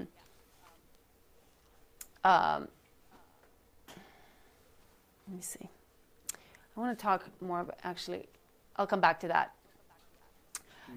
I'll come back to, but we kind of started talking about this. So I think the best way that we can really conceptualize and what the existence of the mostly straights and all of these different ways that can be interpreted and people do interpret it, I think what it really is telling us is that most people seem to have kind of what some researchers have started calling intrinsic sexual orientation, like a core sexual orientation that is usually either oriented toward the same sex or to the other sex. And that seems to be mostly biologically determined. Hormones, genes, I don't want to get into this. This is going to take a whole day to explain.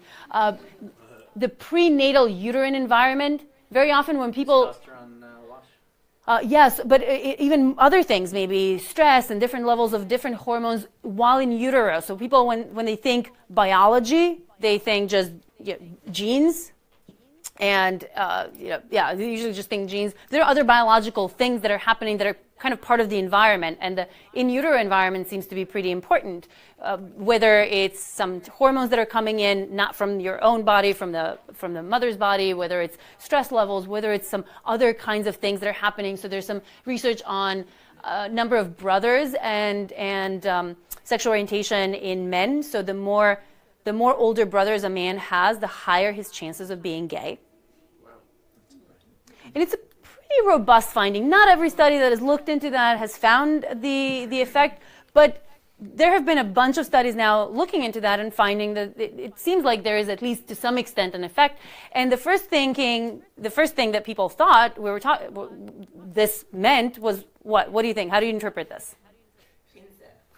Incest. Oh boy.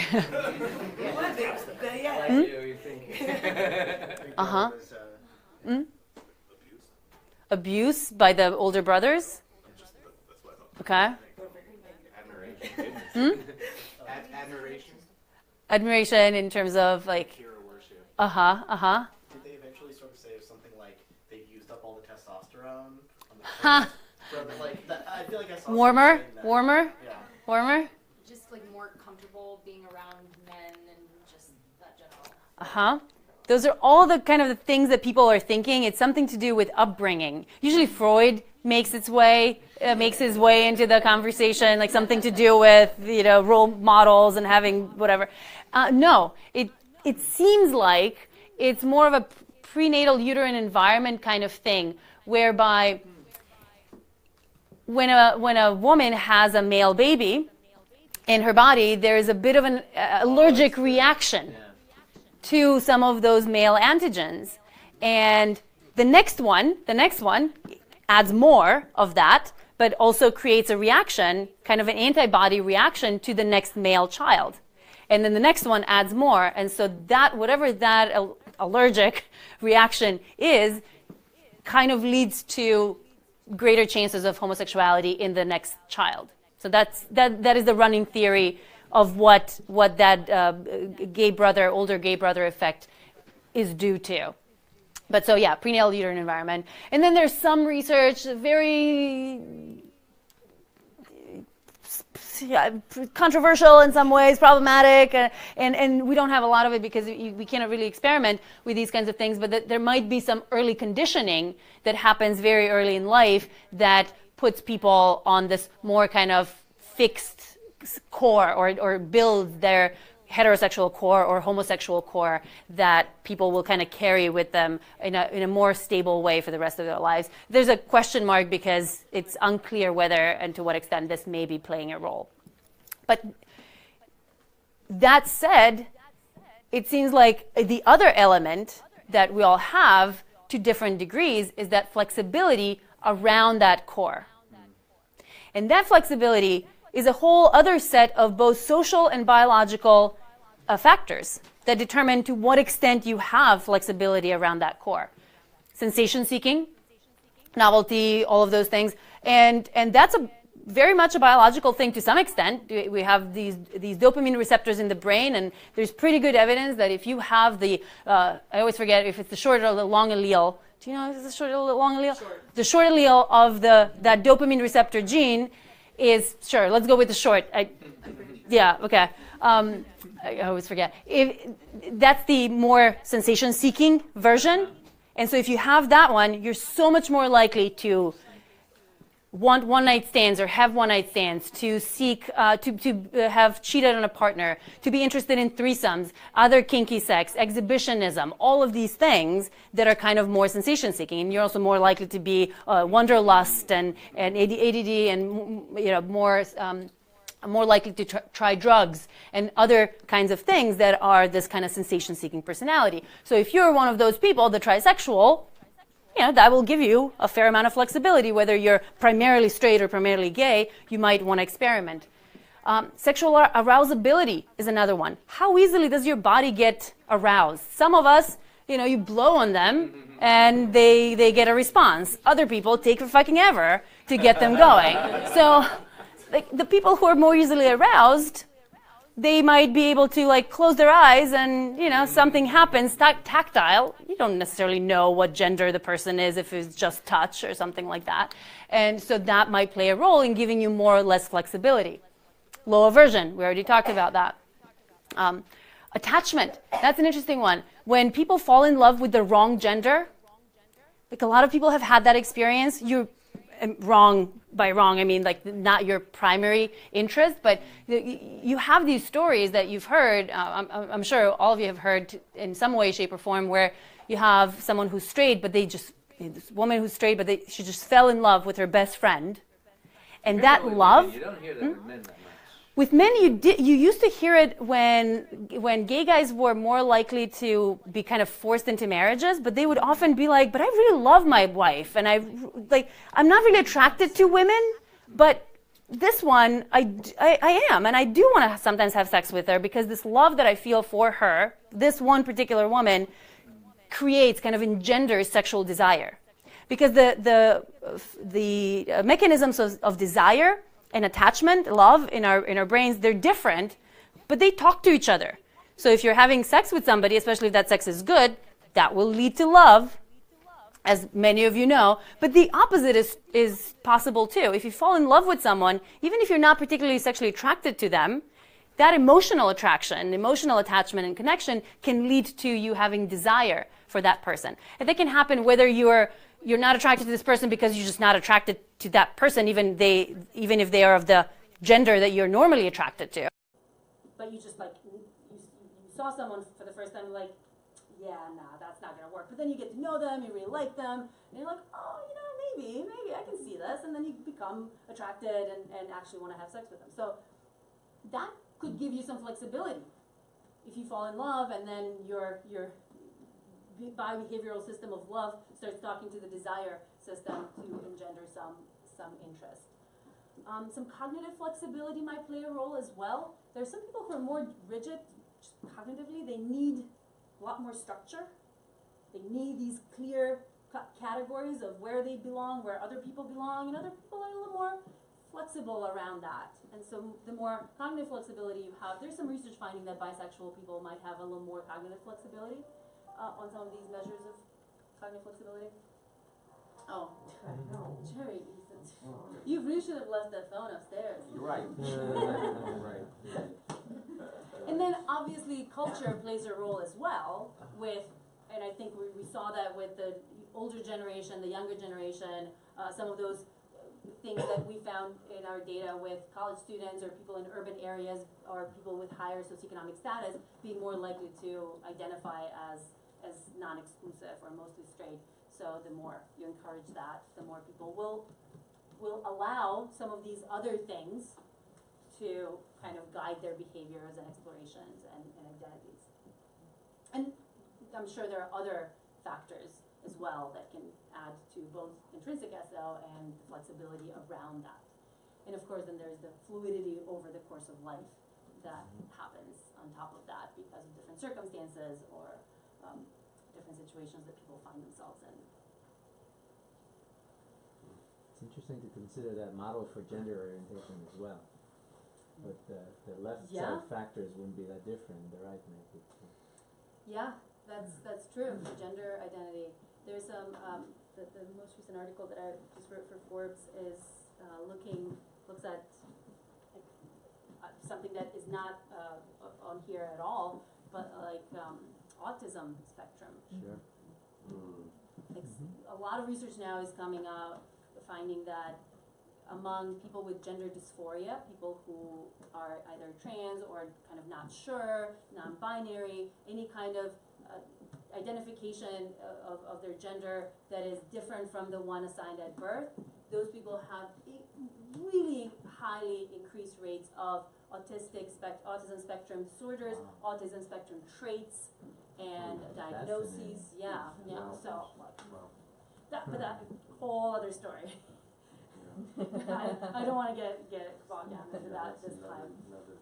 Yeah. Just like brain cell sex. Yes, just like brain cell sex.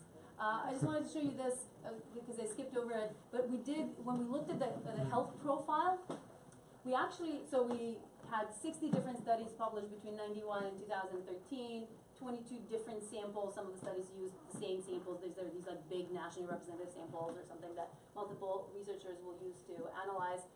Many of those were population-based, like these nationally representative samples from 5 Western countries, and we compared the mostly straights with the heterosexuals and then the mostly straights with the bisexuals.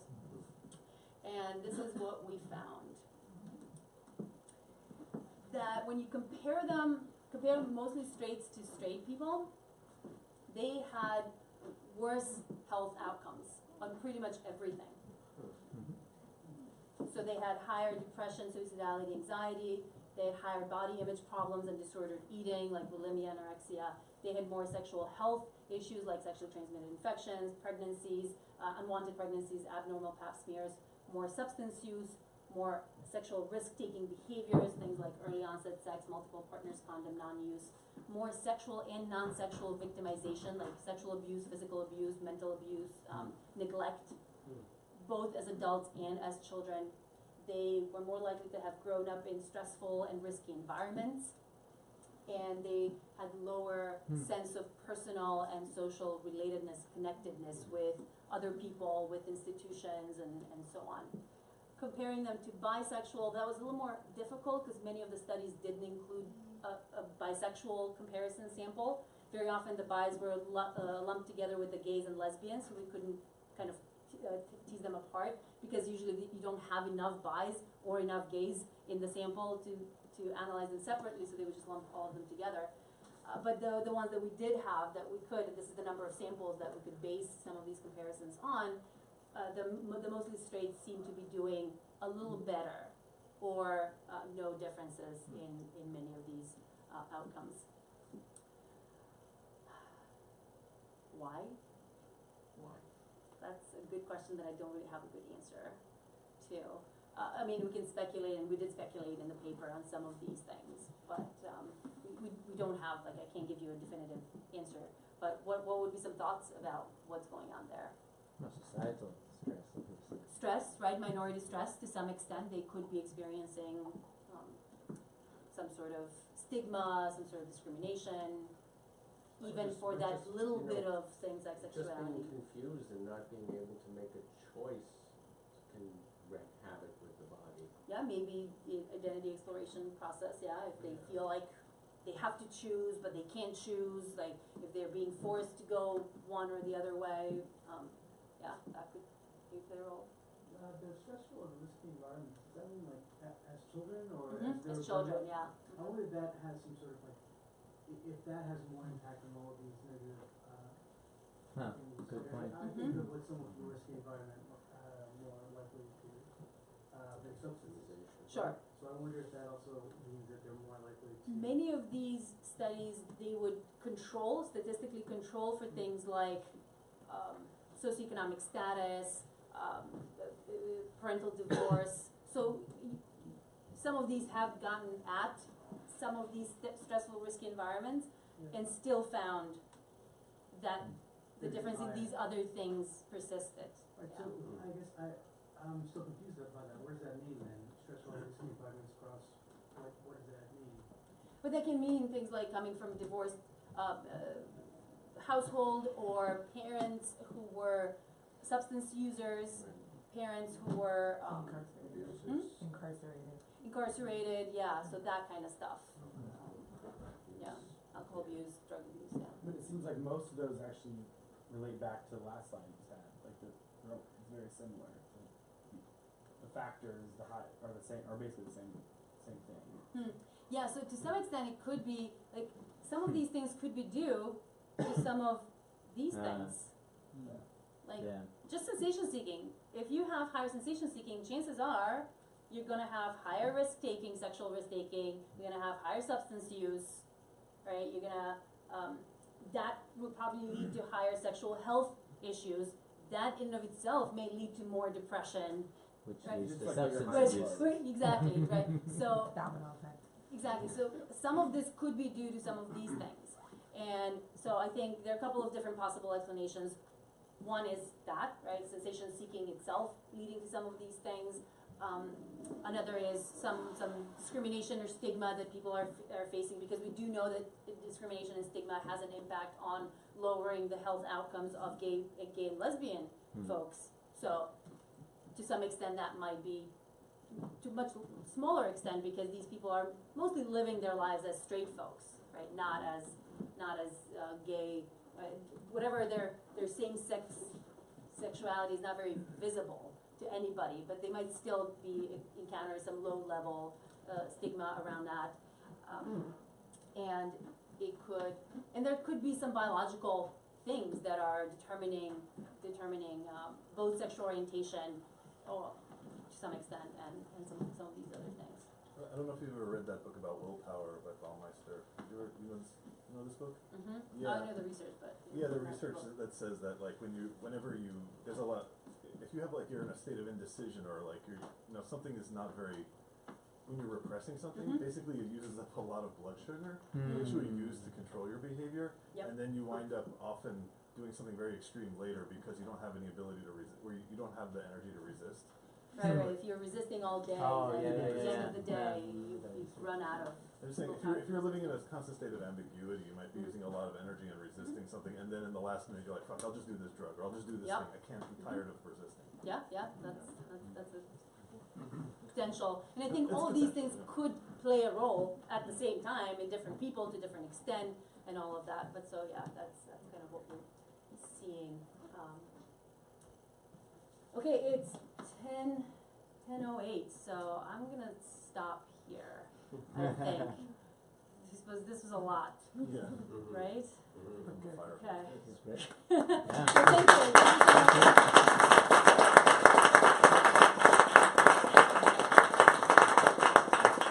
I'm gonna skip over these. Are you gonna share these? Yeah. All of you who have tickets through Eventbrite. I have your emails, and so these will be sent to you tomorrow by Corey. And if you somehow ended up here without having bought a ticket through Eventbrite and you want these slides, then go to Corey after this and give her your email address, and she will add you to that list of people to receive the slides.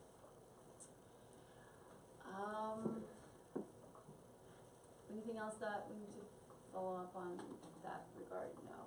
So yeah, we're gonna stay here for a little longer if you want questions, if you want comments, if you want to just have more drinks and snacks and stuff, hang out. If you want to check out my other stuff, I'm drzhana.com and Dr. Zhana on all social media, the podcast, the Forbes pieces that I've been writing. So there's been a lot going on, and we are going to do another one of these in December, I hope, if we can figure it out. If not, end of January on a different topic. So kind of the idea behind these is just kind of talk about different topics. And sometimes I have guests, sometimes it's not just me, but for this topic, like this is my topic, so I felt like I don't need to bring in anybody else. But for some of the, like I've been studying this, the papers I'm talking about are my own papers. So, but for some of the other topics, we've brought in like other discussants or, yeah, so. Thank you. Thank you.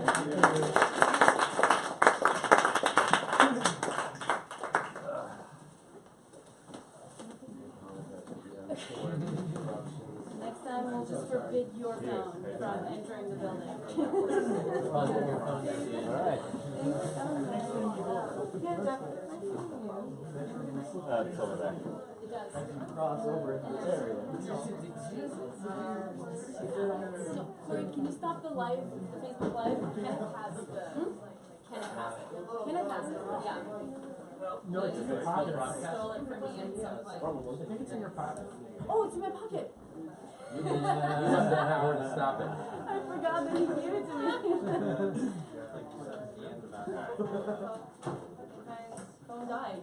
So it probably stopped. Probably stopped. No, I don't think it did. No? Okay, it depends on when your phone died. Oh, yeah. Yeah, so let's charge the phone and see if it ended. Okay. So, sorry.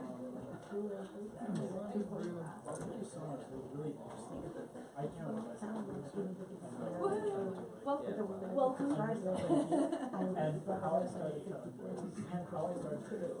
But it's like equal opportunity. and I started to do I work in real estate, and whenever I close a deal, real estate, especially commercial real estate, is So pretty that's why and whenever I close a deal that I negotiated a long time ago, I found that myself was doing like having erections after That's hot. yeah, it was really cool, and it made me feel like, okay, these are like my talents.